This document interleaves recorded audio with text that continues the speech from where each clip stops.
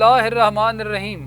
कससुल फुरकान की नवी किस्त के साथ अला हैदर हाजिर खिदमत है। गुज़िश्ता प्रोग्राम में बनी इसराइल के वादी मुक़द्दस में दाखिल होने से इनकार तक का जिक्र हुआ था। आज सिलसिला कलाम उसी मकाम से दोबारा शुरू करते हैं। बनी इसराइल सहराए सीना के छोटे से इलाके में पूरे 40 साल तक हैरान और परेशान होकर फिरते रहे। वो रात के वक्त सफ़र करते और दिन के वक्त आराम करते। सारी रात सफ़र करके जब वो देखते तो अपने आप को उसी जगह पर खड़ा पाते जहाँ से उन्होंने सफ़र का आगाज किया होता था। लेकिन यहाँ भी अल्लाह ने उन पर अपनी इनामात का सिलसिला नहीं रोका। अल्लाह ने गर्मी में उनके सरों पर बादलों का साया किए रखा और 20 लाख के करीब अफराद को 40 साल की तवील मुद्दत सरगर्दां रहने के लिए मुसलसल ग़िज़ा की ज़रूरत थी। इस मुश्किल को भी खुदावंद आलम ने हज़रत मूसा की दरख्वास्त पर उनके लिए हल कर दिया। जैसा कि इरशाद होता है कि हमने मनो सलवा जो लजीज और ताकत बख्श ग़िज़ा है तुम पर नाजिल किया। और सूरह बकरा में इरशाद हुआ वज़ल्ललना अलैकुमुल गमामा व अंज़लना अलैकुमुल मन्ना व सलवा, और हमने तुम पर बादल का साया किया और हमने तुम पर मनो सलवा उतारा।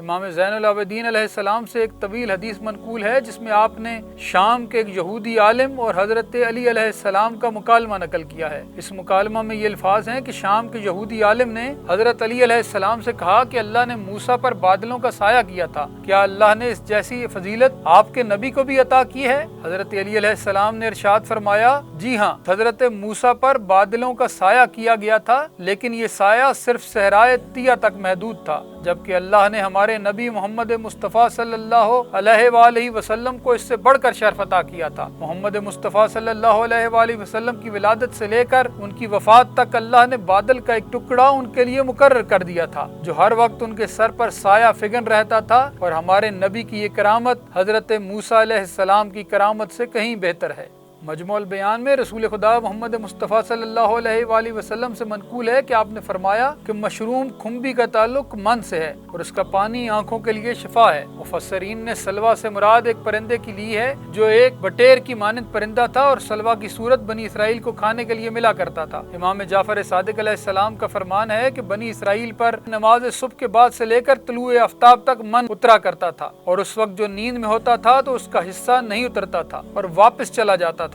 इसीलिए मासूमीन का इरशाद है कि सुबह सादिक के बाद से तुलुए आफ्ताब तक नहीं सोना चाहिए, क्योंकि यही रोजी के तकसीम होने का वक्त होता है। जो इस वक्त में जागता रहता है उसकी रोजी आती है और जो सोता रहता है उसकी रोजी नहीं आती, वो दूसरों के रिज़्क़ से खाता है। नतीजे में सब के लिए तंगी हो जाती है। इमाम सादिक अलैहिस्सलाम फरमाते हैं कि अलग सुबह के सोने से चेहरा जर्द हो जाता है और बदसूरती बढ़ जाती है। बनी इसराइल पर की गई एक और नेमत की निशानदेही करते हुए अल्लाह कुरान में फरमाता है कि याद करो उस वक्त को जब मूसा अलैहिस्सलाम से उस खुश्क और जलाने वाले बयाबान में बनी इसराइल ने पानी तलब किया। तफसीर उम्दतुल बयान के मुताबिक हजरत मूसा अलैहिस्सलाम ने दुआ के वास्ते हाथ बुलंद किए और इरशाद किया, इलाही बहक के मोहम्मद सैयदुल अंबिया व बहक के अली सैयदुल औसिया व बहक के फातिमा सैयदुन निसा व बहक के हसन सैयदुल औलिया व बहक के हुसैन शुहदा व बहक के इतरतहिम व खुलफाएहिम। ऐ अल्लाह, तुझे 14 का वास्ता इन प्यासों को पानी दे। हुक्म खुदा हुआ, ऐ मूसा अपने असा को पत्थर पर मार।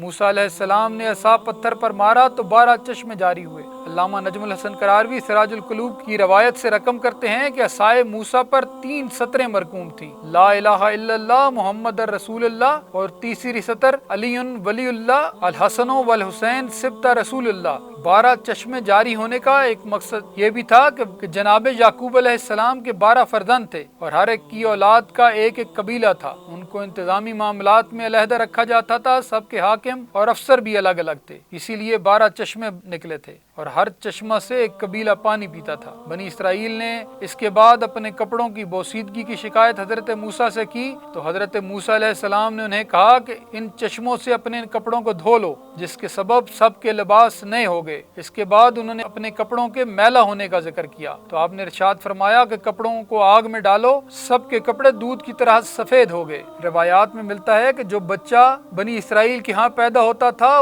वो लिबास के हमरा पैदा हुआ करता। اور جیسا جیسے وہ بچہ بڑا ہوتا وہ لباس بھی خود خود بڑا ہوتا چلا جایا کرتا تھا۔ بہرحال ایک طرف خداوند عالم نے ان پر من و سلوہ نازل کیا، دوسری طرف انہیں فراواں پانی عطا کیا اور ان سے فرمایا کہ خدا کی دی ہوئی روزی سے کھاؤ پیو، لیکن زمین میں خرابی اور فساد نہ کرو۔ گویا انہیں متوجہ کیا گیا کہ کم از کم ان عظیم نعمتوں کی شکر گزاری کے طور پر اپنا ضدی پن، ستم گری، انبیاء کی اظہار رسانی اور بہانہ بازی چھوڑ دو۔ لیکن من و سلوہ اور چشموں کے باوجود اس سست اور ہٹ درم قوم کی ناشکری میں کمی نہ آئی۔ آپ کہنے لگے، اے موسیٰ، ہم سے ہرگز یہ نہیں ہو سکتا کہ ایک ہی غذا پر قناعت کر لیں۔ من و سلوہ خواہ کتنی ہی لذیذ غذا ہو، ہم مختلف قسم کی غذا چاہتے ہیں، لہٰذا خدا سے خواہش کرو کہ وہ زمین سے جو کچھ اگایا کرتا ہے ہمارے لیے بھی اگائے۔ سبزیوں میں ککڑی، لہسن، مسور اور پیاز۔ توریت میں بھی اس کا ذکر ان الفاظ میں ہے کہ اور بنی اسرائیل روتے ہوئے بولے، کون ہے جو ہمیں گوشت کھانے کو دے گا؟ ہم کو مچھلی یاد آتی ہے جو ہم مصر میں کھایا کرتے تھے، اور وہ کھیرے، وہ خربوزے، وہ گندنا، وہ پیاز، وہ لہسن، اب تو ہماری جان خشک ہو چلی ہے، ہماری آنکھوں کے سامنے اب کچھ بھی نہیں۔ عام حالات میں تو شاید ایک ہی قسم کے کھانے سے اکتا جانے کا کوئی جواز بن سکتا ہو، لیکن بنی اسرائیل تو اپنی آزادی اور خود مختاری کی جنگ لڑ رہے تھے۔ ابھی حال ہی میں انہوں نے ایک ظالم و جابر اور خونخوار حکمران سے چھٹکارا پایا تھا، اور اب انہیں ایک جابر قوم سے نبرد آزما ہونا تھا۔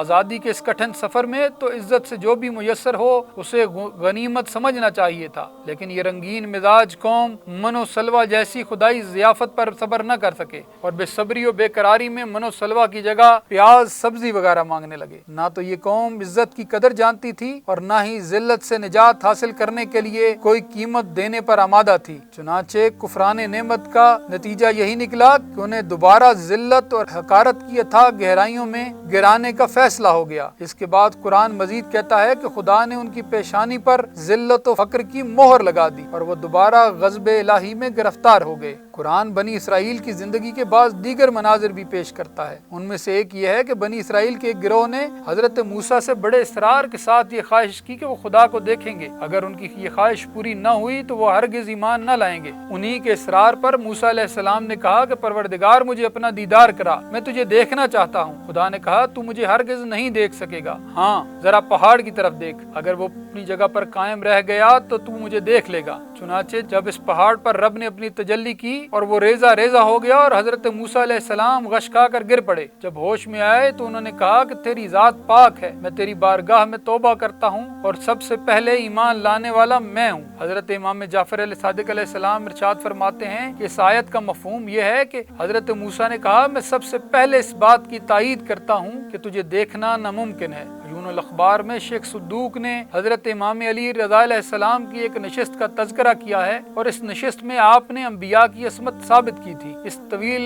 روایت میں یہ کلمات بھی مذکور ہیں جس کا کچھ حصہ ہم گزشتہ پروگراموں میں ذکر کر چکے ہیں۔ اس طویل روایت میں یہ کلمات بھی مذکور ہیں کہ مامون الرشید نے کہا کہ آپ کا عقیدہ ہے کہ انبیاء معصوم ہیں، جبکہ قرآن مجید میں واضح طور پر خدا نے بیان کیا ہے کہ حضرت موسیٰ علیہ السلام نے خدا سے دیدار کی درخواست کی تھی اور خدا نے فرمایا کہ تم مجھے ہرگز نہیں دیکھ سکتے۔ حضرت موسیٰ علیہ السلام اللہ کے کلیم تھے، مگر اس کے باوجود انہیں یہ معلوم نہ تھا کہ اللہ غیر مرئی ہے اور اسے آنکھوں سے دیکھنا محال ہے، اور اگر انہیں علم نہ تھا تو ان کے علم میں نقص پیدا ہوتا ہے، اور اگر علم تھا تو پھر انہوں نے خدا سے یہ سوال کیوں کیا تھا، اور کیا ان کا یہ سوال مقام عصمت کے منافی نہیں؟ حضرت امام علی رضا علیہ السلام نے جواب دیا، حضرت موسیٰ ابن عمران جانتے تھے کہ خدا رویت سے بلند و بالا ہے۔ بات یہ ہے کہ جب اللہ نے ان سے کلام کیا اور انہیں اپنا مقرب بنایا اور ان سے راز دارانہ گفتگو کی، تو آپ نے اپنی قوم سے کہا کہ خدا نے مجھ سے کلام کیا ہے اور مجھے مقرب بنایا ہے اور مجھ سے راز دارانہ گفتگو کی ہے۔ تو ان کی قوم نے کہا کہ جب تک ہم آپ کی طرح سے خدا کا کلام سن نہ لیں گے اس وقت تک ہم آپ کی تصدیق نہیں کریں گے۔ اس پر آپ نے ان میں سے 70,000 کا انتخاب کیا، 70,000 میں سے 700 اور پھر 700 میں سے 70 افراد کا انتخاب کیا گیا، اور انہیں آپ اپنے ساتھ لے کر طور سینا کی طرف آئے، انہیں پہاڑ کے دامن میں کھڑا کیا اور خود پہاڑ پر تشریف لے گئے، اور آپ نے اللہ سے درخواست کی، خدایا مجھ سے کلام کر اور اپنا کلام انہیں بھی سنا۔ اللہ نے ان سے کلام کیا جسے ان کی قوم نے بھی اپنے کانوں سے سنا، لیکن کلام خدا کا کرشمہ یہ تھا کہ وہ ایک سمت کے بجائے تمام اطراف سے سنائی دیا۔ خدا نے کلام کو درخت میں پیدا کیا تھا اور وہ کلام درخت سے نکل کر ہر طرف سے سنائی دے رہا تھا۔ جب بنی اسرائیل کے 70 افراد نے خدا کا کلام سنا تو انہوں نے موسیٰ سے کہا، جب تک ہم خدا کو اپنی آنکھوں سے دیکھ نہ لیں ہو उस वक्त तक हम ये मानने पर आमादा नहीं कि ये कलाम खुदा का कलाम है। जब उन्होंने ये बात कही और तकब्बर और सरकशी का मुजाहिरा किया तो उन पर बिजली गिरी जिससे वो मर गए। हजरत मूसा अलैहिस्सलाम ने बारगाह खुदावंदी में अर्ज की, खुदाया जिन अफराद को अपने साथ में लाया था वो मर चुके हैं, अब मैं उनके मुताल्लिक अपनी कौम को क्या जवाब दूंगा। लोग तो यही कहेंगे कि तुमने कलाम खुदा सुनने का गलत दावा किया था और जब तुम उन्हें कलाम इलाही सुनवाने में नाकाम रहे तो उन्हें कत्ल कर दिया। अल्लाह ने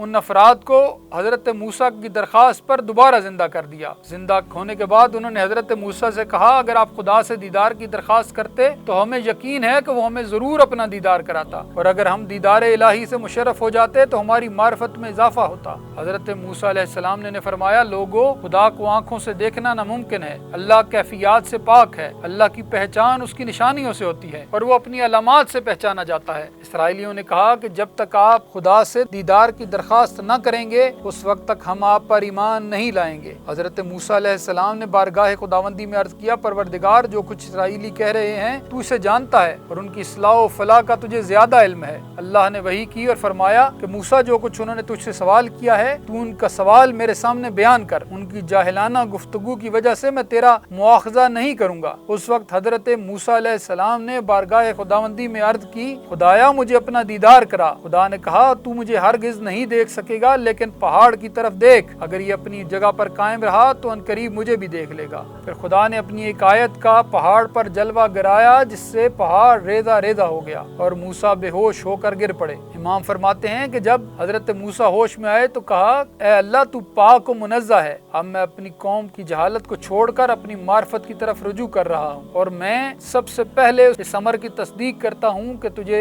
देखना मुहाल है। जब मामून ने हजरत इमाम अलैहिस्सलाम के ये कलिमात सुने कहने लगा, ए अबुल हसन खुदा आपको जज़ाए खैर दे। किताब एहतजाज तबरसी में मज़कूर है कि एक ज़िंदीक ने हजरत अली अलैहिस्सलाम से कहा कि इसकी क्या वजह है कि अल्लाह ने अंबिया की लग़ज़िशों का कुरान में तफसीली जिक्र किया है। हजरत अली ने फरमाया, खुदा जानता था कि अंबिया की करामात व मोजज़ात देखकर बहुत से लोग भटक जाएंगे और वो उन्हें खुदा कहने लग जाएंगे, इसीलिए अल्लाह ने ऐसे वाक़यात का तज़किरा किया ताकि लोगों को मालूम हो कि वो खुदा नहीं थे, जैसा कि अल्लाह ने हजरत मूसा अलैहिस्सलाम की ख्वाहिश दीदार का तज़किरा किया है और उनकी बेहोशी का जिक्र किया है, तो इसमें भी खुदा की यही मसलियत है। जब हजरत अली इब्न अबी तालिब अलैहिस्सलाम से पूछा गया कि घर के कमरों में सूरज की रोशनी के सामने जो इंतहाई बारीक ज़र्रात और पार्टिकल्स दिखाई देते हैं वो क्या हैं, तो आपने फरमाया कि हजरत मूसा अलैहिस्सलाम ने अल्लाह से दीदार की दरख्वास्त की थी। खुदा ने फरमाया कि तुम पहाड़ पर अपनी नजरें जमाओ, अगर पहाड़ अपनी जगह पर कायम रहा तो तुम मुझे देख लोगे और अगर पहाड़ अपनी जगह पर कायम न रहा तो तुम मुझे नहीं देख सकोगे, क्योंकि तुम्हारी निगाह कमजोर है, तुम मेरे दीदार की ताब नहीं ला सकते। इसके बाद अल्लाह ने पहाड़ पर जलवा गिराया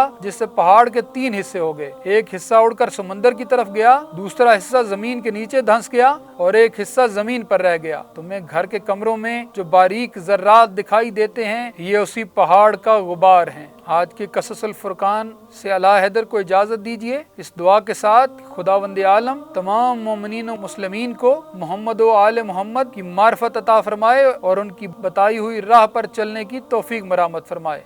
आमीन सुम्मा आमीन।